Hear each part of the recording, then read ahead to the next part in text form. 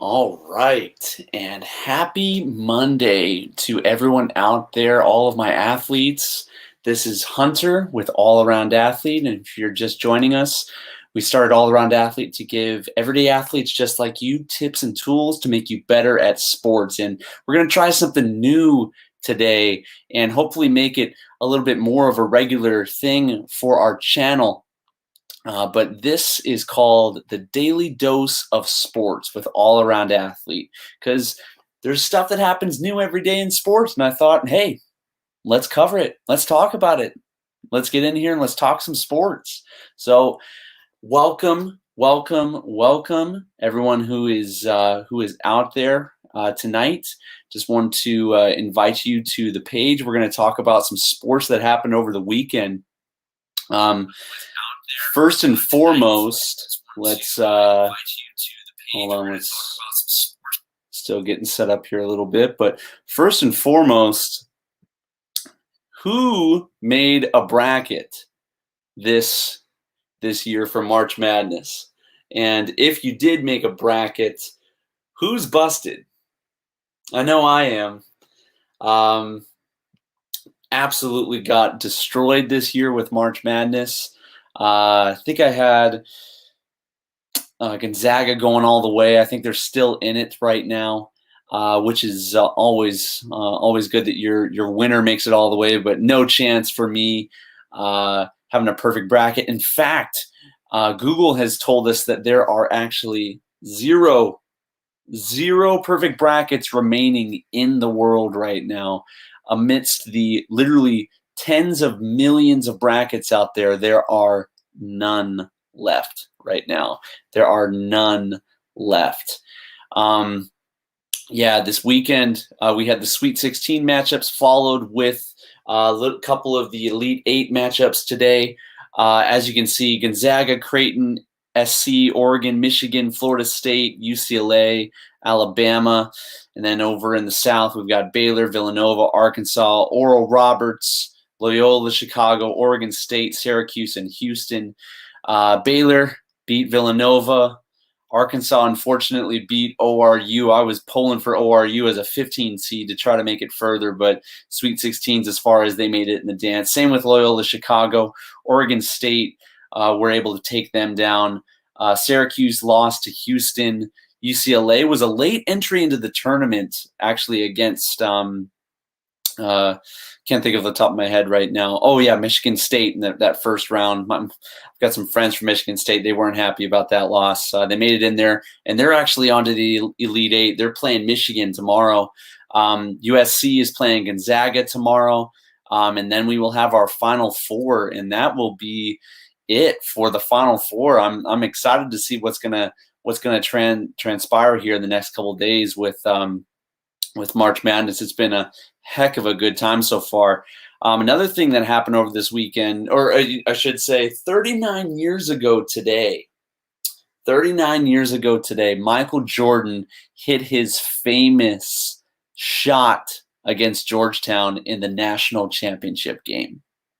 And for those of you that were able to watch the Last Dance documentary on Netflix, you'll know that this was the shot that really put Jordan on the map. And, you know, he had been known as a player before this, but this really marked the legacy of Michael Jordan. He himself said he was Mike before this shot, and then after this shot, he became Michael.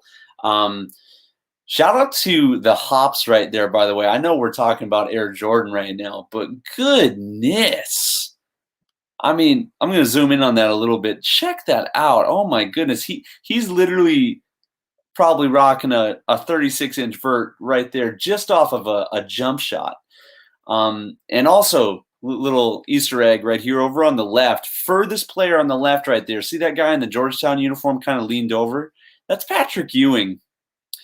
That is Patrick Ewing right there. And if you know anything about the Michael Jordan, Patrick Ewing rivalry that lasted well into the NBA with the Bulls battling the Knicks all throughout the 90s, you would know that Michael's had Patrick Ewing's number for the entire length of their careers, even back to college right here. Patrick Ewing ended up being the #1 overall pick by the New York Knicks after this game in the following NBA draft. But of course, this is known as Michael's shot, the shot from North Carolina over Georgetown, helping them win a national championship. Pretty cool that was 39 years ago today. Another big thing that happened this weekend were pro days. A lot of teams are finally getting in the swing of things with having their pro days and having their top talents go out and show their stuff. And Alabama showcased a couple of their guys. First and foremost is a defensive back named Patrick Surtain, the second from Alabama. Phenomenal talent right there. He had an unbelievable pro day. I think he ran a 4.3 something 40. Jumped well into the high 30s. Benched really well. Normally DBs don't bench that well in the NFL combines and in their pro days because they're just not that big. They're not that big and aren't going to be able to throw that much weight around. Another standout from Alabama, of course, is Mac Jones. And, Mac Jones is an interesting one for me because he's kind of been an afterthought of Alabama quarterbacks from the last couple of years, unfortunately, because he was essentially the third string quarterback behind Jalen Hurts and Tua Tagovailoa from Alabama. And now that, both of those guys are in the NFL, Mac Jones finally gets his opportunity and plays unbelievably well in this last year. And, of course, we all know what happened. Bama ended up winning a national title. I think Mac Jones is going to be a standout in the NFL. He showed it at his pro day. Unbelievable arm talent, just an absolute rifle of an arm. Rifle. Really excited to see what he's going to do. People are talking about him not being that mobile. I mean, hey, Brady ain't that mobile, and he just won a Super Bowl. So give the guy a chance. I think he's going to be fantastic. Moving along, a wide receiver from Purdue named Rondale Moore. It's kind of a little slot receiver kind of a guy, but he jumped 42.5 inches on his vertical. Straight bunnies right there from this guy. Just awesome. And then, of course, we have to talk about Zach Wilson from BYU. He was a Heisman hopeful for the majority of this year. And people are calling him the darling of the pro days right now. And let's see if we can show this video right here of this absolute missile of an arm. Oh, my goodness. That is just ridiculous. And, yeah, he's sneaking a smile right there because he knows it. Let's try to look at it just one more time.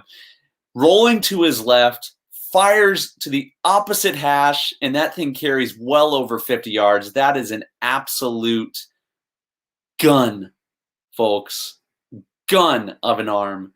I'm really excited to see what this guy does this upcoming NFL season. That they're projecting him to go very, very high in the draft. I actually had the opportunity to play against this guy whenever he was a freshman at Hawaii, and which actually leads into my next story. I wanted to bring up my pro day. So a couple years ago in 2018, I actually got invited to go to the University of Hawaii Pro Day, and I know it's going to be difficult to see right there, but let me try to add it back in here. There we go, right there. There I am. I know I stick out like a sore thumb.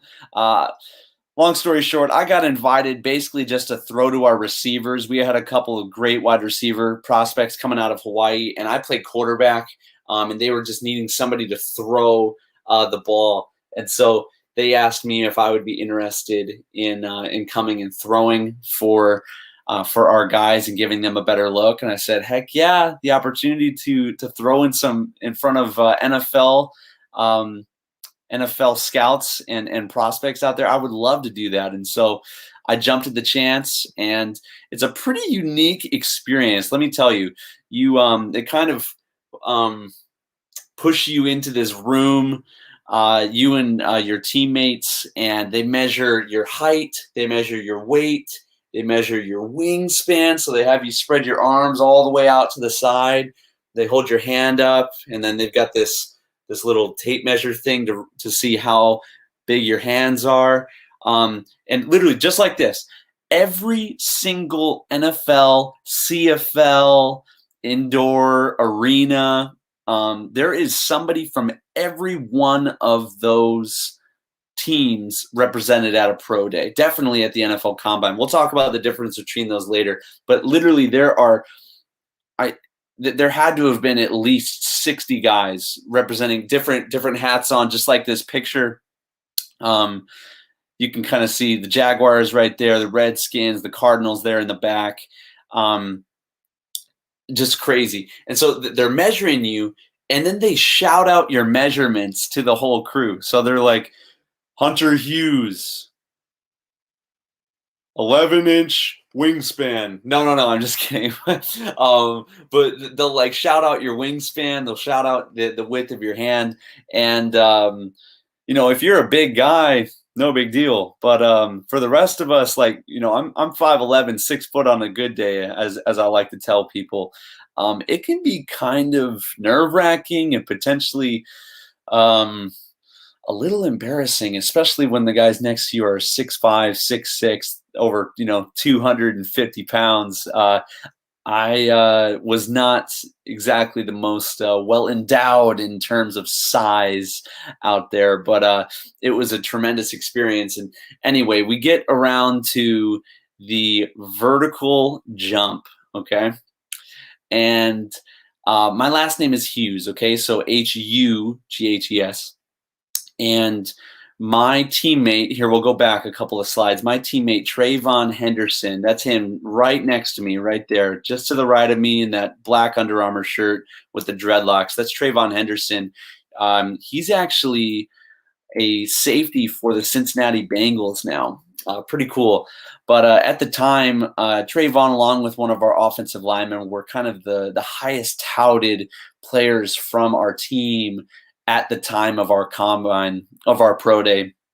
And so everyone was there to see Trayvon. Everyone was there to see Trayvon. And I bring that up because his last name is Henderson, H-E, okay? H-E, I'm H-U. So I come right after Trayvon, and he jumps a ridiculous 38-inch vertical. I think it might have even been 39. Just absolute bunny hops. Crazy. And so, yeah, applaud. Everyone's applauding for him. And then I go in there. And I get all set. I've been training a little bit. And I look up, and I'll bring this back up right here. On the very bottom rung, there's one red marker. There's one red marker at the bottom of the vertical jump. And I jump up, and I smoke that bottom ring. It's just spinning and spinning and spinning. And for those of you that know, that bottom rung, which is the lowest possible gauge you can have as a vertical jumper, I believe is 26 inches. And so literally just right after this feat of human vertical jump excellence, here I come in, and I hit the very bottom rung. Normally, when people jump up, they're getting about that high, and the bottom rung is down here, so they're jumping much higher. Luckily, you get a second one, and I did a little bit better on the next one. But it was just classic because there's all this anticipation, all this excitement to see someone like Trayvon, and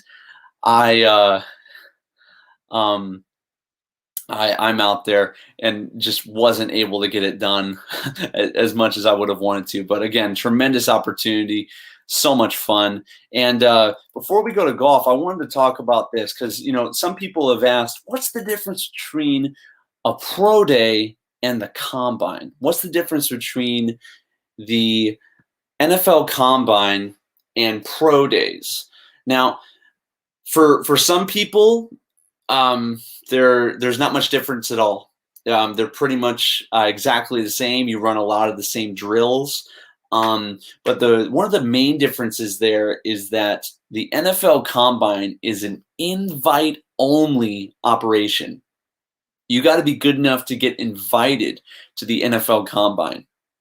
Normally, this is reserved for, generally speaking, great players from Power 5 conferences. And if you're not from one of the Power 5 conferences, you need to be a stud. You got to have your name out there. You got to know that you're going to have a chance at the next level to get invited to the NFL Combine. So if you aren't invited to the Combine, your really only chance to do well at the 40, the bench press, the vertical jump, and then your position drills is to do well at your pro day. And so smaller schools will team up with other ones. Like our school hosted a pro day in Azusa, California, and a couple other small colleges had their players come over and join in with our pro day. And it's really your best opportunity to show what you have to NFL scouts.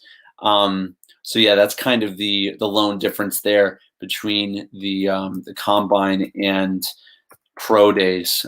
Again, this weekend we had Dell Match play. Kind of moving on to golf right now. We had Dell Match play, and for those of you kind of new to golf and new to scoring and how that's done, this tournament's a little bit different because typically in golf you play what is known as stroke play. So it's just you against the golf course, and then how you play in the golf course measures up against everyone else and how they played against the golf course. So let's say you go out there and par is 72, but you shoot a 68. I know there's some math whizzes out there. What would you shoot? -4. Very good. 72 minus 4 would be 68. I know math wasn't my strong suit. I'm right there with you. It's okay. Now, in this tournament, the Dell Match play style is totally different. You're not playing against the course. You're actually playing against your opponent, the guy that you're in a match with. So literally, if he gets a 10 and you get a 9, you win that hole. So you would be 1 up on your opponent. Literally doesn't matter what the score is, how big, how low. The guy with the higher score loses the hole. The guy with the lower score wins the hole. It's much more of kind of a one-on-one, almost alternate sport than what golf normally is, because you're actually in competition with someone else on a hole-to-hole basis, and you can keep in mind what's going on much easier.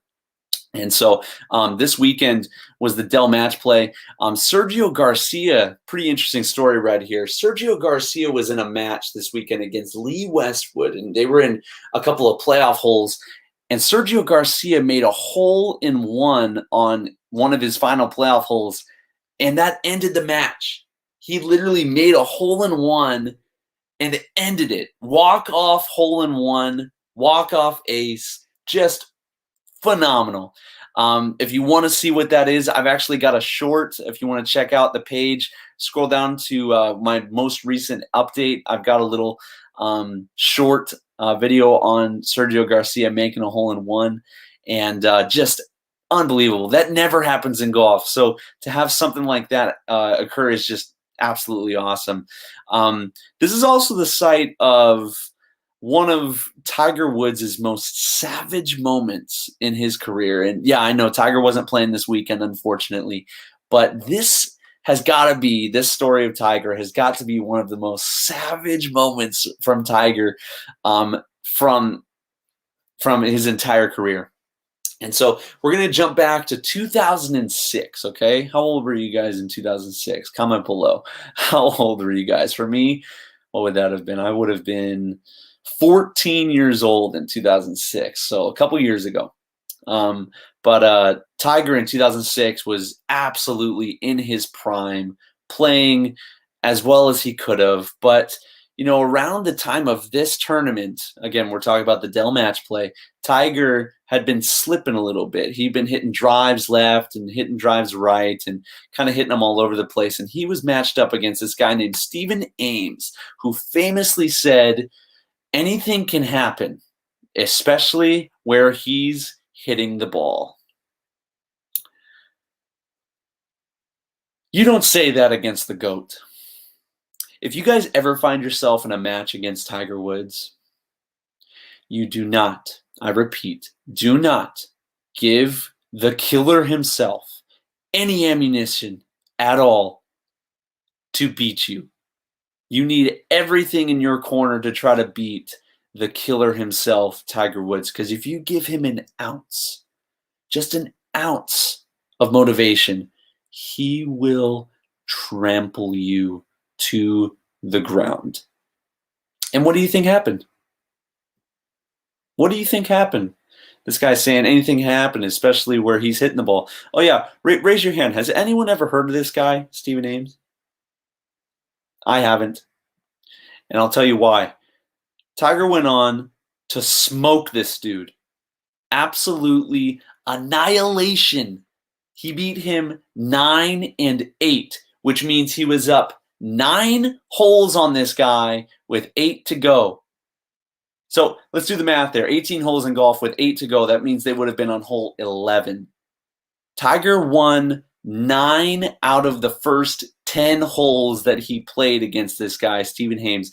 Now, in golf, you hardly ever get situations like this where someone just absolutely demolishes the other person. This would be the equivalent of LeBron jumping and dunking over top of you, landing on you, and sending you 6 feet into the hardwood floor. That would be the equivalent of what Tiger did to this guy in basketball terms. But an absolutely savage story from Tiger. Just hilarious. It's one of my absolute favorites. And yeah, that's a little bit of your daily dose of sports. I'm really stoked for anyone who is able to check in and hang out with us today. We're going to be back at it a little bit earlier tomorrow, and we will see you guys back next time on All Around Athlete. Have a great day, and we'll see you next time. See ya.